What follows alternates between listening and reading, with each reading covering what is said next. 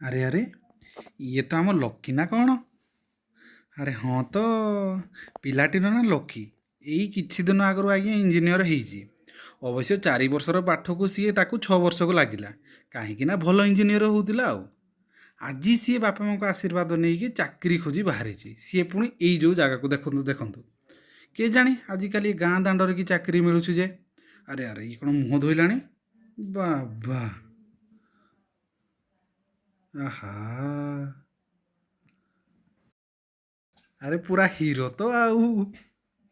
ବୋପା ମା ଇଏ କ'ଣ କଲା? ଆଚ୍ଛା ଆଚ୍ଛା ଶୋଷ ଲାଗିଲା କିଛି କଥା ନାହିଁ, ଶୋଷ ଟିକେ ଲାଗିଲା ଆଉ।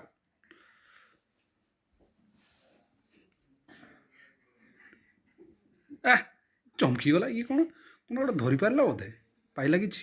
ଆରେ ଆରେ ଆରେ କ'ଣ ଧରିଲା ତ କ'ଣ ଧରିଲୁ କିରେ? ଆରେ ଆରେ ଆରେ ଆରେ ଆରେ ଆରେ ଆରେ ଆରେ କିଛି କଥା ନାହିଁ କିଛି କଥା ନାହିଁ, ଏଇ ଗୋଟେ ଭଲ ଜିନିଷ ଆଉ। ହେଇ ବା ଚାକିରି।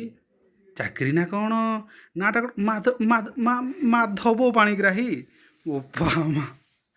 ଆଚ୍ଛା ଆଚ୍ଛା ହଉ ହଉ କିଛି କଥା ନାହିଁ। ହେ ଇଏ କ'ଣ ମୋବାଇଲ ବାହାର କଲାଣି? କି କଥା ଏଗୁଡ଼ାକ? ଏଇ ଟାଇମ୍ରେ ମୋବାଇଲ କଥା ମନେ ପଡ଼େ। କ'ଣ ଗୋଟେ ଫୋନ୍ କରିବ ବୋଧେ। ଦେଖିଆ ଚାଲ ଶୁଣିଆ କ'ଣ ସିଏ ଫୋନ୍ କରୁଛି ଟୋକା ଆମର। ହ୍ୟାଲୋ, ଆଜ୍ଞା ମୁଁ ଲକି କହୁଛି। ନମସ୍କାର ଆଜ୍ଞା। ହଁ, ତୁ ଲକି ହେଲେ ମୋର ଢୋ। ମୋ ଭାଗ୍ୟରେ ତୁ କୁକୁର ମୁତିଛି। କ'ଣ ହେଲା କହୁନୁ?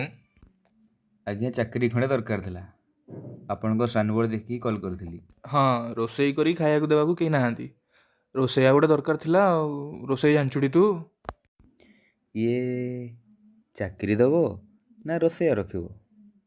ହଉ, କେଉଁଠି ତ କ'ଣ ହେଲାନି, ହ୍ୟାଲୋ ଏଇଠି ଟ୍ରାଏ ହ୍ୟାଲୋ, କରିବା। ଭିତରକୁ ଆସୁନୁ। ବାହାରେ ଛିଡ଼ାଇ କ'ଣ କଥା ହଉଛୁ? ଭିତରକୁ ଆ, କଥା ହେବା। ହଉ, ଯାଉଛି।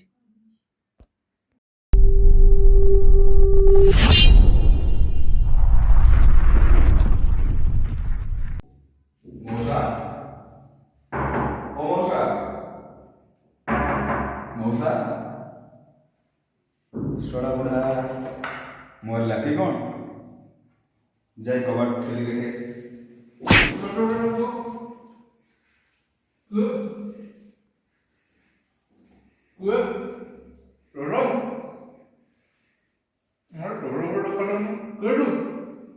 ସାର୍ ଏବେ ଆପଣଙ୍କୁ କଲ୍ କରିଥିଲି। ଆଜ୍ଞା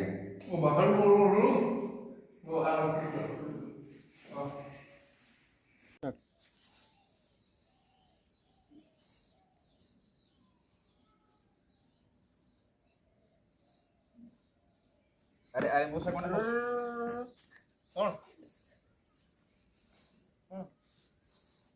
ଲୁଙ୍ଗିଟା ଖସି ପଡ଼ିଲା।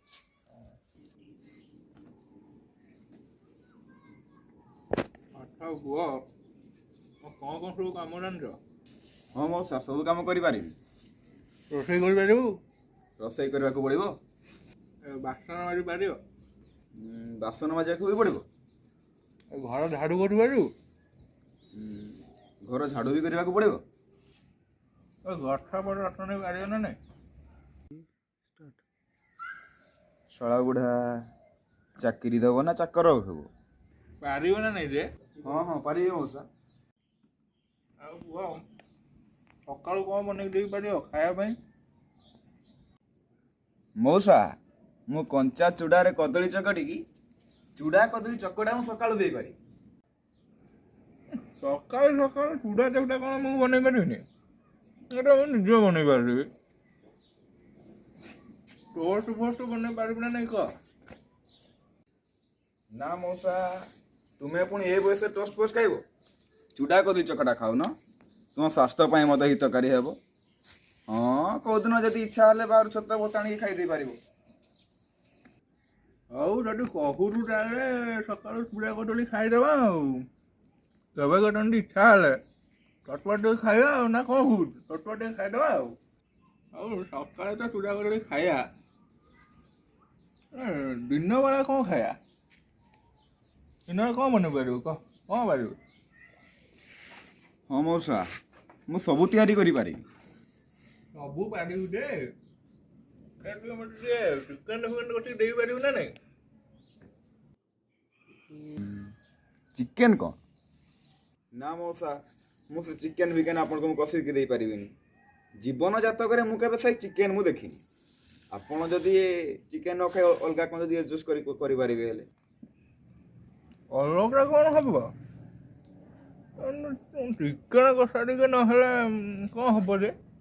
ଚିକେନ୍ କଷା ପାରିବୁ ନା ନାଇଁ କହ? ନା ମଉସା ମୁଁ ସେ ଚିକେନ୍ ଫିକେନ୍ ଆପଣଙ୍କୁ ମୁଁ କଷିକି ଦେଇପାରିବିନି।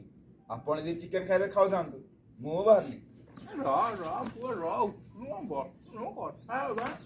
ଚିକେନ୍ ନହେଲେ କ'ଣ ହବନି କି? ଚିକେନ୍ ନହେଲେ କ'ଣ ହବନି? କହୁନୁ ହବ ସବୁ ହବ। ରାଗି ଯାଉଛୁ ତୁ ଆଉ। ହଉ ତାର ଦିନରେ ତୋ କଥା ରହିଲା। ଚିକେନ୍ କଥା ନହେଲେ ନାହିଁ କ'ଣ ଆଡ଼ଜଷ୍ଟ କରିଦେବା ଆଉ, ଏଇଟା ଗୋଟେ କଥା। ଆରେ ପୁଅ ଶୁଣୁ, ରାତିକୁ ମୁଁ ରୁଟି ଖାଇବି, କରିପାରିବୁ ନା ନାଇଁ କହ? ହଉ ହଉ ମଉସା ଆପଣଙ୍କ କଥା ରହିଲା ଆଉ। ରାତିରେ ରୁଟି କରିଦେବା, ମୁଁ ବି ତ ରୁଟି ଖାଏ ଆଉ। ହଉ ହେଲା, ରୁଟି ହେଲେ ରାତିରେ ବହି ଜମିଲା ଆଉ। ଆଉ କ'ଣ ସବୁ ହେଲା ମ? ହଉ ଯାହା ହେଲା ହେଲା। ତୁ ପୁଅ କେତେ ବାଟରୁ ଆଇଛୁ, ପାଣି ଟିକେ ପିଇ। ପାଣି ଟିକେ ପିଇନୁ କିଛି ନାହିଁ, ପାଣି ଟିକେ ପିଇ, ଦେହ ପାଇଁ ଭଲ, ପାଣି ଟିକେ ପିଇ। ପାଣି ଟିକେ ଦେଲୁ ପିଲାକୁ, ପାଣି ଟିକେ ପିଇବ। ପାଣି ଟିକେ ଦେ, ଆଣ ପାଣି ଟିକେ ଆଣ। तुझे देखा तो ये जाना सनम, प्यार होता है दीवाना सनम, अब यहाँ से कहाँ जाए हम तेरी। ଆଚ୍ଛା ମଉସା ଆପଣଙ୍କର ତ ବୟସ ତ ଏତେ ହେଲାଣି, ଆଉ ଏତେ ବୟସ ସତ୍ତ୍ୱେ ବି ଆପଣ ଏତେ ଚିକଣ ଚାକଣ କ'ଣ ପାଇଁ ଅଛନ୍ତି? ସବୁ ମେଣ୍ଟେନ୍ କରିକି ଅଛନ୍ତି। ଆଉ କଥା କ'ଣ ମଉସା? କଥା ଆଉ କ'ଣ, ଗୋଟେ ସ୍ତ୍ରୀଟା ଥିଲା, ଛାଡ଼ିକି ଚାଲିଗଲା। ଚିକନ ଚାକନ ହେଇକି ଏଇଥିପାଇଁ ରହୁଛି ଯେ ଆଉ ଗାଁ ଭଲ ଦେଖା ଗୋଟେ ଟୋକି ଫୁକି ସେଟିଂ ହେଲେ ଭଲ ଲାଗିବ ଆଉ କ'ଣ। ତୋ ଭଳିଆ ପିଲା କ'ଣ ସବୁବେଳେ ମିଳିବେ କି କହୁନୁ? ଶଳା ବୁଢ଼ାର ଲାଳାଂଶ ଟିକେ ରହୁଛି। ଆଚ୍ଛା ମଉସା ସବୁ ତ ଠିକ୍ ହେଲା, ତାହେଲେ ଆପଣ ମାସକୁ ଦରମା ତାହେଲେ କେତେ ଦେବେ? ଦରମା କଥା ତୁ କ'ଣ କହିଲୁ ଯେ? ଦରମା କରି କ'ଣ ତୁ ନେବୁ? ସାଙ୍ଗ ହେଇକି ରୋଷେଇ କରିକି ଖାଇବା ପିଇବା ରହିବା ଆଉ। ଦରମା କଥା କହିଲେ କ'ଣ ହବ? ବାପ ପୁଅ ଭଳିଆ ସମ୍ପର୍କ ରହିବ, ତୁ ଏମିତି ଦରମା ମାଗିଲେ ହବ କି କହିଲୁ? ରହିବା ସେମିତି, ବାପ ପୁଅ ସମ୍ପର୍କ ଟିକେ ରଖିବା ଆଉ କ'ଣ ତୁ ଦରମା ମାଗିଲୁ ଯେ? ଶଳା ବୁଢ଼ା ଅତି ଗାଲୁଆ, ଅତି ସିଆଣିଆ, ଗୁହ ଖାଏ। ର ତାକୁ ମୁଁ ପାନେ ଦେଉଛି। ଆଚ୍ଛା ମଉସା ବାପ ପୁଅ ସମ୍ପର୍କ ରହିବ ତ? ଆପଣଙ୍କର ତ ଶେଷ ଦିନ ଆସିଗଲାଣି, ଆଉ ମରିବା ପୂର୍ବରୁ ଆପଣଙ୍କ ଘର ଦ୍ୱାର ଜମିବାଡ଼ି ସବୁ ମୋ ନାଁରେ ଲେଖିଦେଇଯିବେ ତ? Hello friends.